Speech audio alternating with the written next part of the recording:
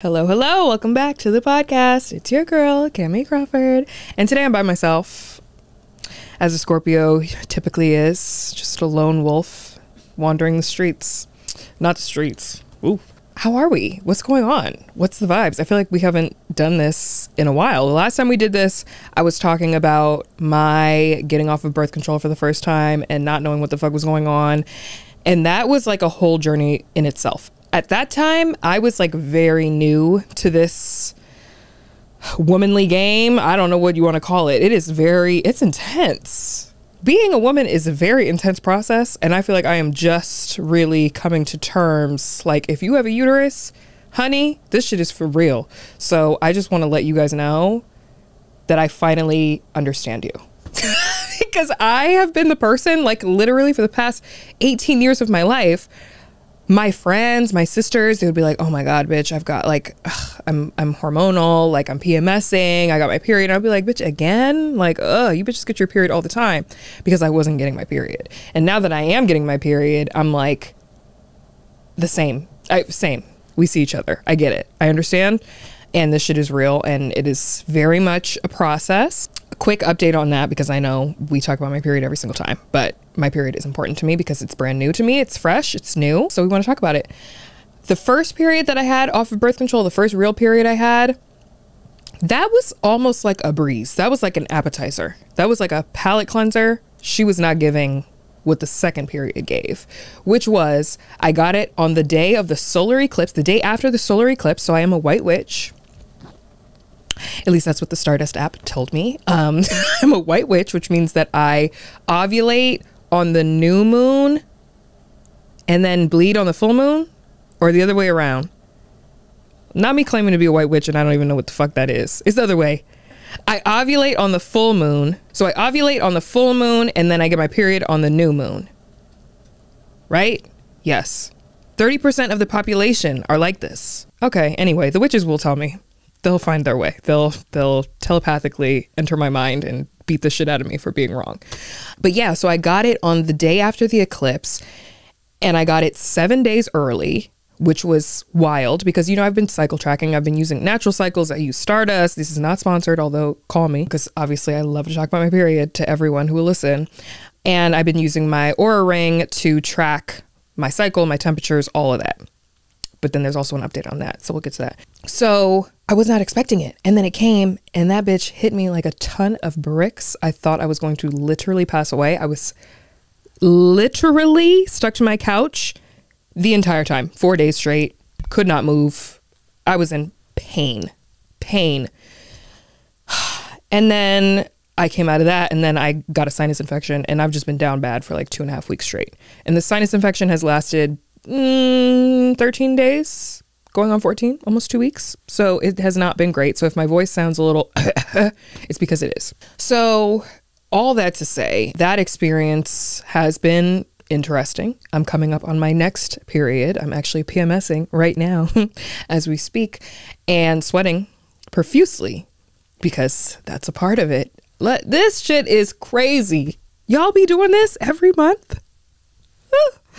It is very new to me, but I am in a space right now where I am really diving into just understanding my body better. And like, I feel like getting off of birth control has allowed me to just see my body in like a different kind of way, as like a real functioning machine, and wanting that machine to feel like good, like a well-functioning machine, well-oiled machine. For the past 18 years, I don't know what the fuck kind of machine I was. I used to be like a flip phone, but like not a Motorola, like the old school flip phone from like the 90s. And now I'm a smartphone. Like, you know, I'm like operating on a different level. I've got Wi-Fi, like it's different. So now I just feel very appreciative of my body, and like in a different kind of way. And that's exciting to me. So I'm like trying out all the new things. One of those things being acupuncture. I just tried acupuncture for the first time. Like every time I come on this podcast, I'm talking about something I've tried for the first time. A colonic, a Reiki healer. It's very, very LA. But let me tell you something about Chinese medicine. The herbalists and the Chinese medicine people have my heart and soul.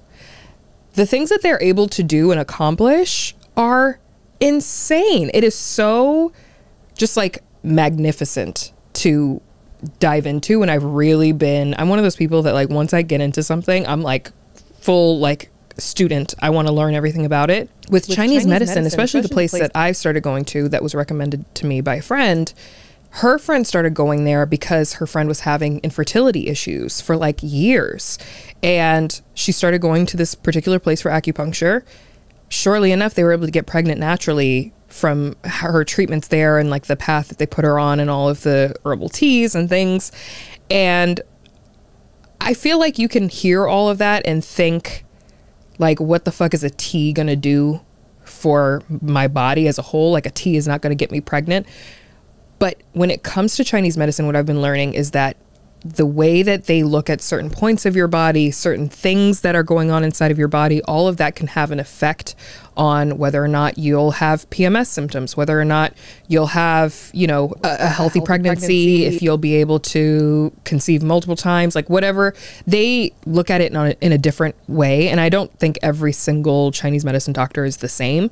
But the particular place that I've been going to really focuses on like fertility. And for someone like me who, you know, I want to freeze my eggs, I was talking to the doctor and she was like, well, yeah, you can freeze your eggs, but like through Chinese medicine, you can make your eggs the healthiest eggs that they possibly can be for when they are ready to be extracted. And then also make your body the healthiest that it can possibly be for when you are ready to implant, so that the baby actually becomes a baby and not just some cells up in there. So I am fascinated. I think that it's incredible and amazing. Here is the downside. Back to them teas. Them teas taste like shit. And she did tell me that that was going to happen. I was not prepared for how nasty. I don't want to call people's teas nasty. She told me it was going to be nasty though. So she said it. Shit was nasty. It was not it, but it has helped. And sometimes, you know, when it tastes good, it don't do good. Okay. That's like them burgers and them fries, the matcha lattes that I be drinking all the time filled with vanilla. She also told me to stop drinking vanilla because it's like processed sugar or something. I don't know. I had matcha today and also yesterday. What she doesn't know won't kill her. She is not with me every day. She doesn't know the struggle that I go through. I have to have matcha a reasonable amount during the week, and I'm sure she and my future children will understand. But she kind of just talked to me about like what she was feeling just by touching my body, just like by touching, like she was just like very gently like touching me. And she's like, oh yeah, you have internal dampness. And I was like, oh, what does that mean?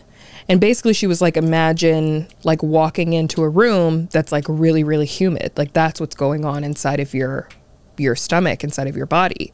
And that's probably the reason why you're having all of these issues as far as like gluten intolerance and why you're having painful cramps and have had painful cramps. That's the whole reason why I got on birth control in the first place 18 years ago.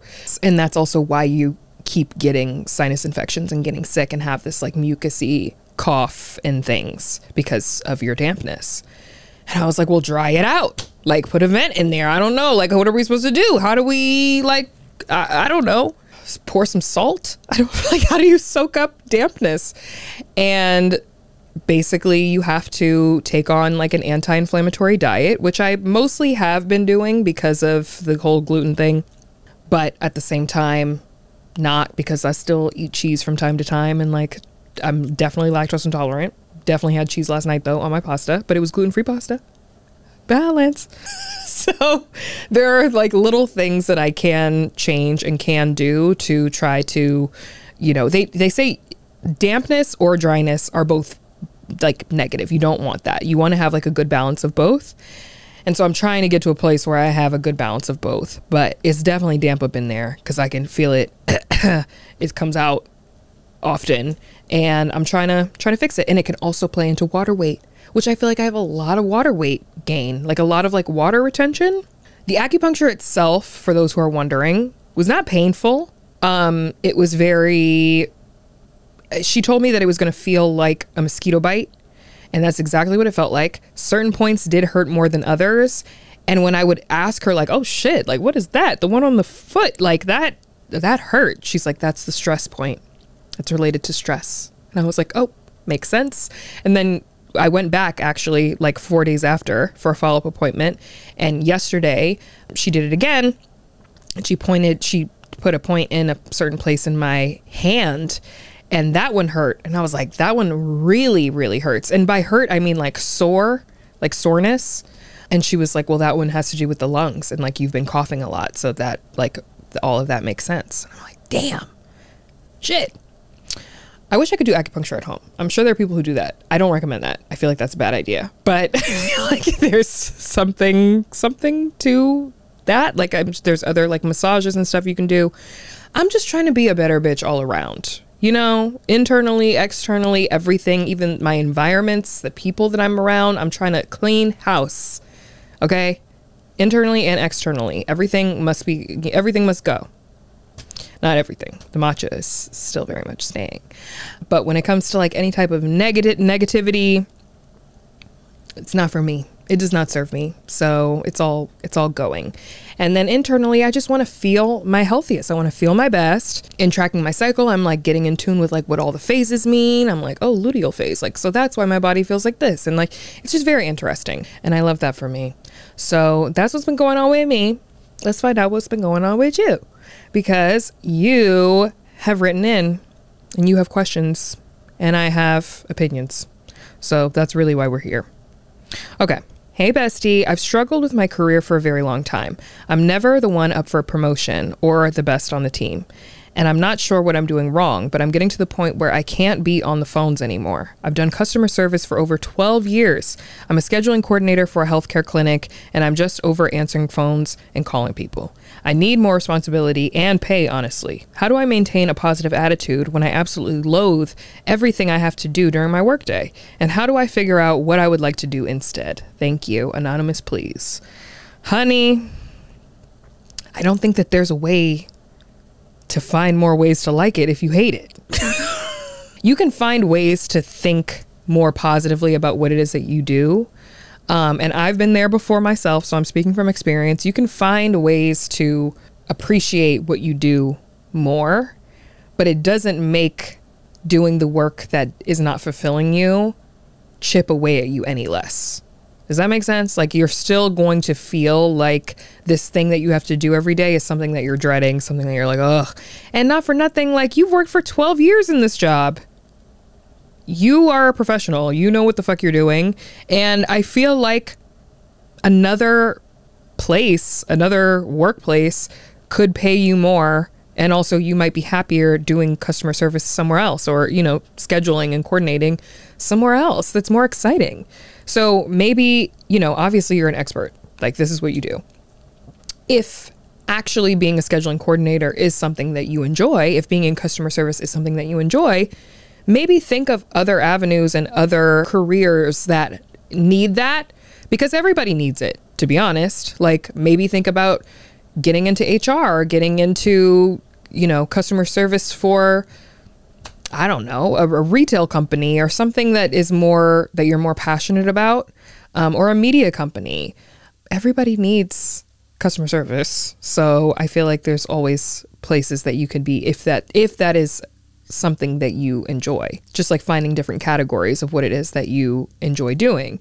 If it's not what you enjoy doing, I recommend journaling and just brainstorming different things that you do really love and that you feel like you could be good at long term, that is going to give you the financial security that your current job does, if not pay you more, and take it from there. And like, just really think about it, and then look at people that you admire who do certain jobs that you would love to do, and figure out what your passions are. I feel like we get so stuck in like the mundane that sometimes we don't actually sit back and be like, am I actually happy? Because we're so used to just working nonstop to live, and not knocking that, because we all got to live, but you also can live longer if you're happier with what you're doing. So maybe just think about it that way.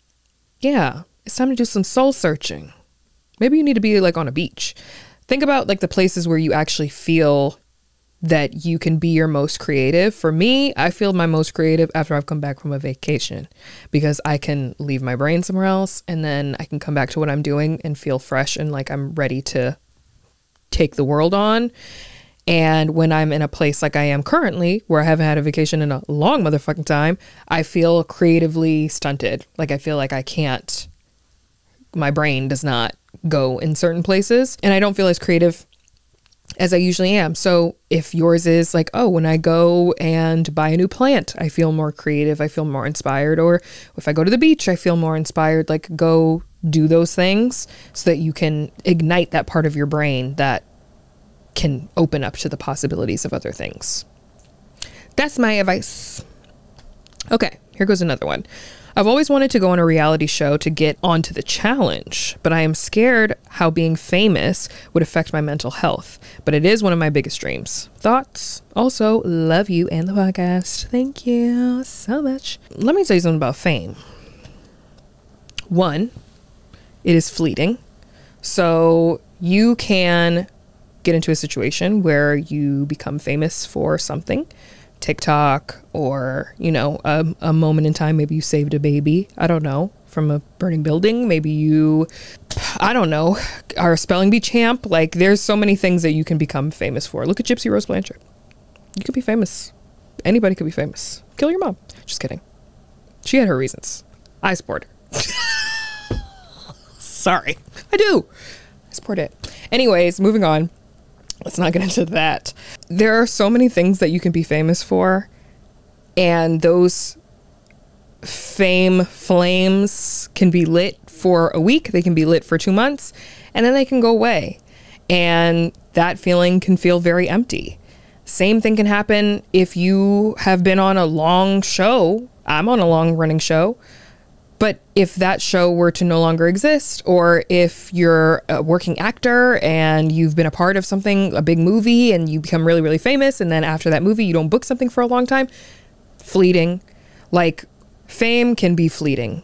So I don't know that fame is something that you necessarily aspire to. There are a lot of people who aspire to be famous. Like you ask a child, or even some, you know, grown people will be like, what do you want when you grow? Like, what do you want to be when you grow up? And they'll say, I want to be famous. What does that mean? Like, what does that mean exactly to you? And then the other thing about fame is it can be good or bad. You can be famous for being a piece of shit. Or you can be famous for doing some dope shit. What kind of fame are you really asking for? What are we manifesting here when we're saying we want to be famous? And the other thing about fame is that it can be very lonely. So are you okay with never going to a grocery store again by yourself? Are you okay with certain things? Like, let me just make this personal. So obviously I am on a show, and I also do a lot of other things. And I've had a certain level of notoriety from a young age because I was Miss Teen USA when I was 17. And from there, I had new eyes on me that weren't just, you know, people at my local coffee shop. They weren't just people from my school. They were people from around the world who knew me and knew my face. Didn't know me, but like knew of me and knew my face. And had things to say about it. Because when you are in the public eye, when you are famous, people feel that you are, it's open season on you, and they can make comments about you because why shouldn't they be able to? You opened yourself up to it, is what they say. I disagree, but it becomes way more prevalent than if you were somebody who's not famous, if you were somebody who's just local, versus other people knowing you and being able to comment about your life. So I kind of got used to that level of fame of like, oh, pageant people know who I am. People who know about pageants know who I am. That's a very small, it's a big, big pie. There's a lot of people who know about pageants, but in the grand scheme of the world, not a lot of people know who Miss Teen USA 2010 was, unless they know me now. But like a lot of people don't know that. And then I started modeling and getting on social media, and I had a lot more people who were following me and looking at me, and I was still comfortable because it still felt like the same people from the pageant days. Like it's still, you know that one TikTok where it's like a bunch of like pizza. The person's eating all the pizza and the guy's like, okay, another slice. All right. Okay, 2 slices. That's cool. 3, 5, 5. And then there's like, that's enough slices. I got to that's enough slices after the pandemic when, you know, I get on a TV show. Started on Catfish in end of 2018 and then became permanently the co-host in 2019. And that's a lot more motherfucking people. I'll tell you that. A lot of you are from there, which I love and appreciate. But, you know, different, very different. And having that amount of eyes on you is an adjustment. So I feel like I'm talking you out of wanting to be famous. I'm not trying to. If you want to be famous, do you. But I'm just letting you know what it really feels like to build up a certain level of fame and celebrity. Once I got on Catfish, it was still to the point where, you know, Neve and I would be on the road and people didn't even know that there was a new co-host. Like they were like, where's Max? And I'm like, me. Or like people would come up to me and Neve and ask me to take pictures of them with him. And shit, I would still do that. I'm perfectly fine with not being noticed. I enjoy being able to just be on the sideline and like do my thing or like sit and chill in the car and like edit my TikToks or something. But it was not at the point where it is now, where if we're on the road and people see us, they're like, Kamie, oh my God, my mom loves you. My grandma loves you. My daughter loves you. I named my baby after you. I've had that a lot recently, which like, thank you. But like different, very different from being the one taking the picture to being the one who's in the photo. People crying when they meet you. And like, it is different. And not to say that you don't appreciate it, but it is different. I remember one day I was in my old apartment building and I was walking Biggie and I had literally just opened my door to my apartment building to go outside. And this lovely young lady was driving down the street and she had her windows down and she just screamed, Kamie, I love you. Different. Different. I immediately was like, the world is not safe. I have to go home. But everyone knows where I live. Like, it was just like, it becomes your view on like your safe space to just like exist becomes smaller and smaller and smaller. And that can seem very like, oh, what was you, bitch, famous bitch. Oh, people recognize you. But like, it is an adjustment. I don't know if I talked about this on here. I think I did, but I'll say it quickly. Anyway, my sisters, you know, I got 5 sisters and I love them. Sometimes they can be hating ass bitches though.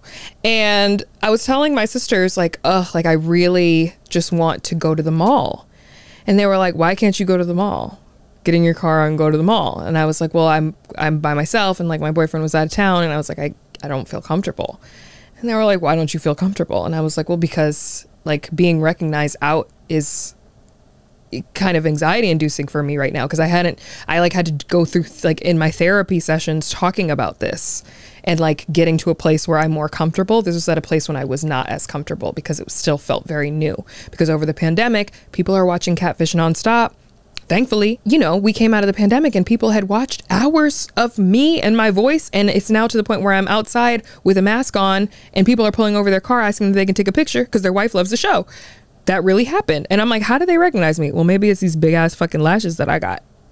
Boom. And I had my hair in a slick back bun. Dead giveaway. But it's different now. Or like I'm just talking out and about and somebody recognizes my voice.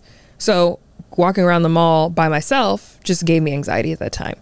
And my sisters were like, this bitch is, LA has gotten to her head. And then they came to visit me.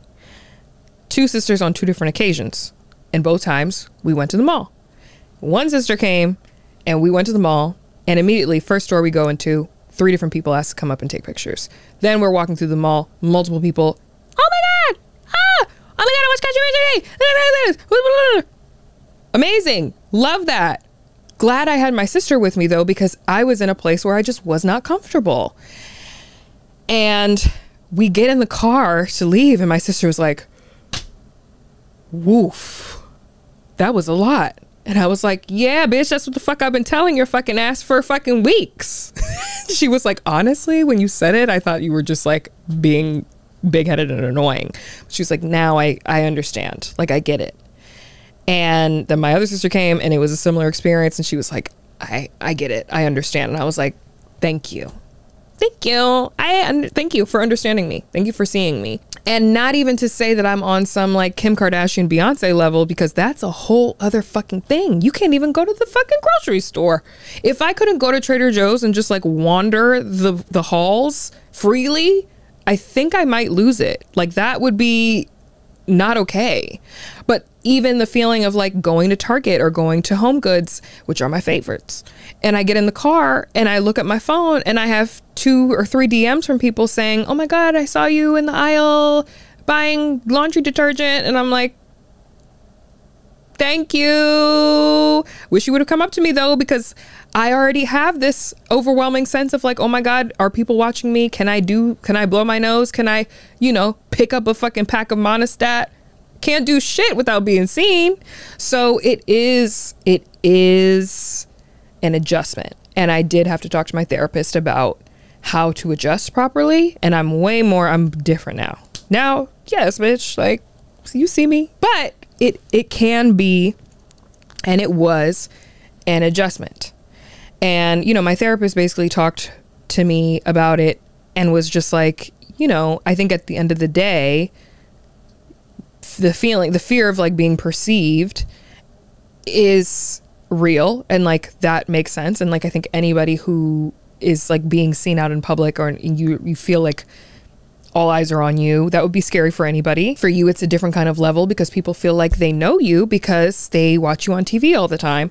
Honestly, the people who watch me on TV don't know me half as well as y'all here on this here podcast, because I don't get to talk like how I get to here. That's why I love Relationshit so much, because I get to actually connect and talk to you guys about my real fucking life. But she was just like, the people who watch you on TV feel like they know you. And so when they meet you in person, they still feel like they know you. The reality is they know a version of you, and they don't know the Kamie that, has 5 sisters and hangs out with them and shoots the shit all the time. They don't know the Cameron who she is to her parents and the granddaughter she is, and, who she is to her dog, and like, those things. They don't know the Kamie that hangs out with her friends and like makes funny videos, and, her real personality. It's like the Instagram filter was talking about, like, bet y'all won't show your real personality. Y'all don't know my real fucking personality. Well, you guys do.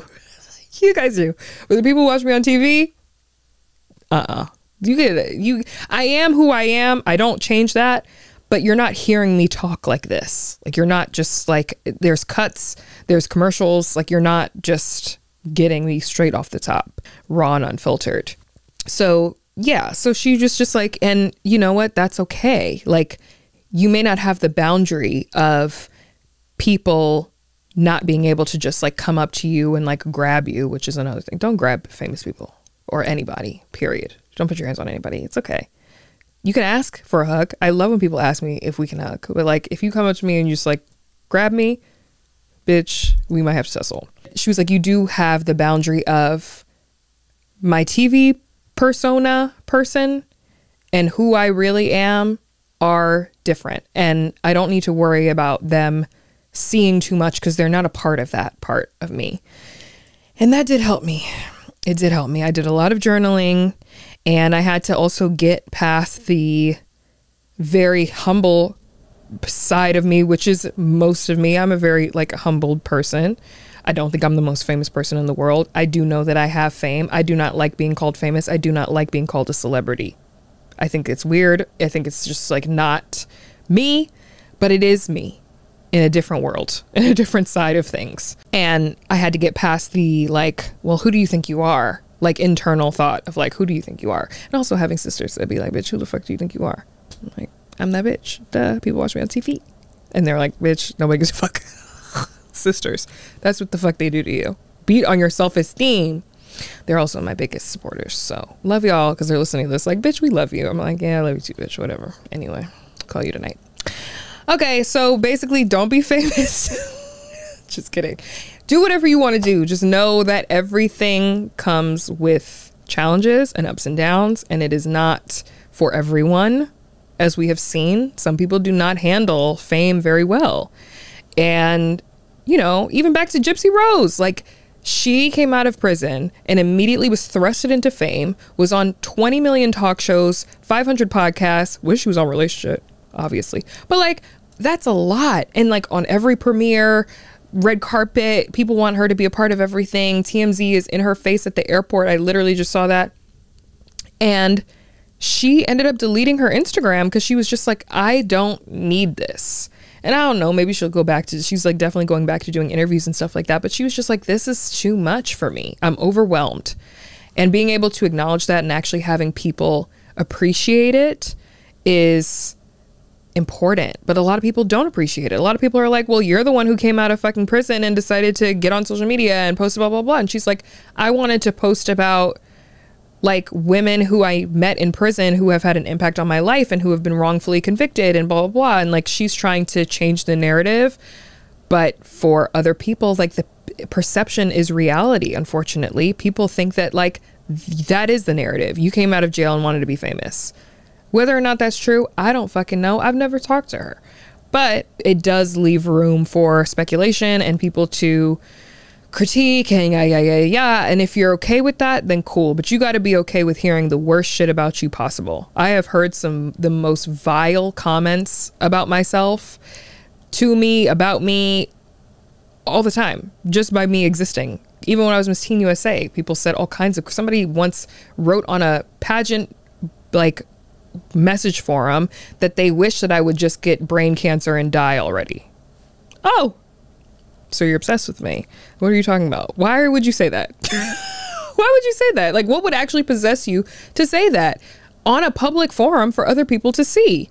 Because people are fucking hateful and disgusting. And like, they feel like if you put yourself out there, then, and because they don't have the courage to do the same, that they should be able to say whatever it is that they want to say about you. So are you prepared for that? I don't know, but you let me know. Let me know if I've convinced you to be famous. I mean, you do get free shit though, but people do also want you to get brain cancer and die. It's the flip side. So, you know, pros and cons.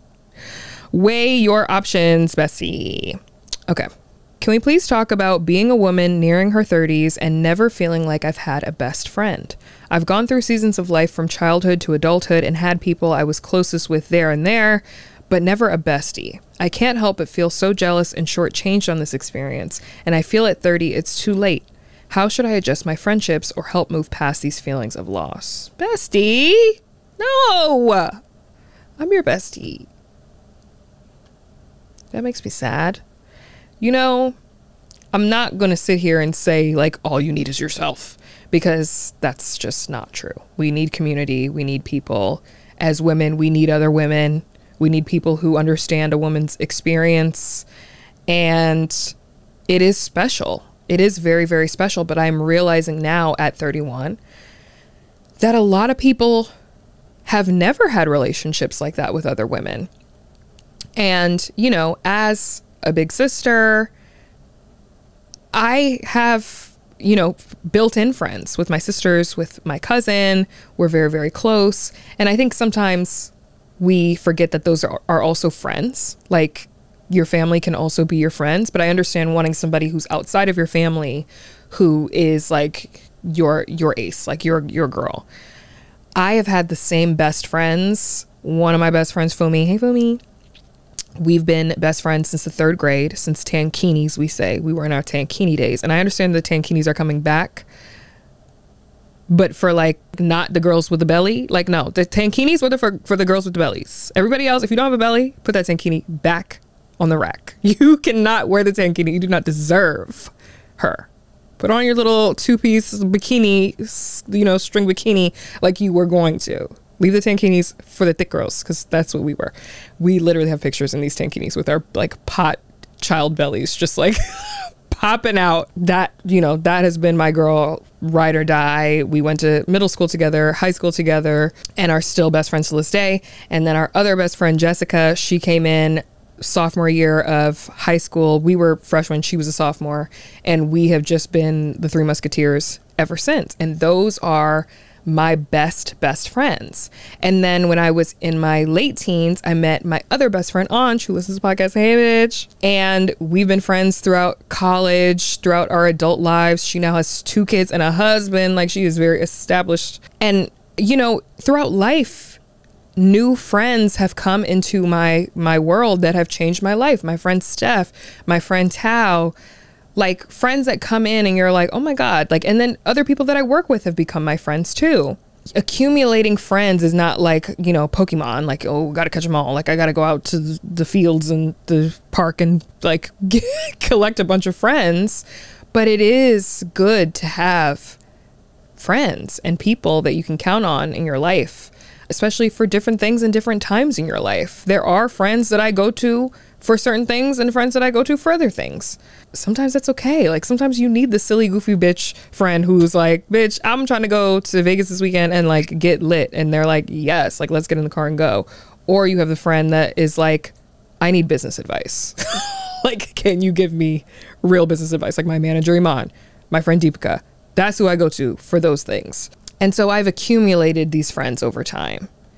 And I know how it can feel when you don't have that, because I also have people in my life who did not have that growing up. Like, you know, one of my sisters, she has a core friend group now, but growing up, she didn't have those friends. She doesn't have childhood best friends that she still talks to now. And we've talked about that before too together, how like, she's like, what you have is like very special. It's very unique to have friends from so long still be your friends till this day.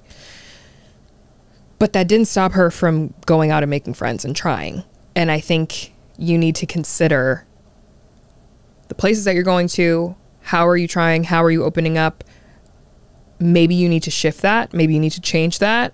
I do think that it's similar to like dating, where like maybe sometimes you need to take yourself out of your experience. You're not going to meet your bestie in your house unless like you're on chat rooms and shit.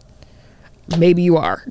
And like maybe you can meet your best friends there, but maybe go to a pottery class if that's what you're into, and the girl who's doing pottery next to you, like, make conversation with her. I have made friends in the club.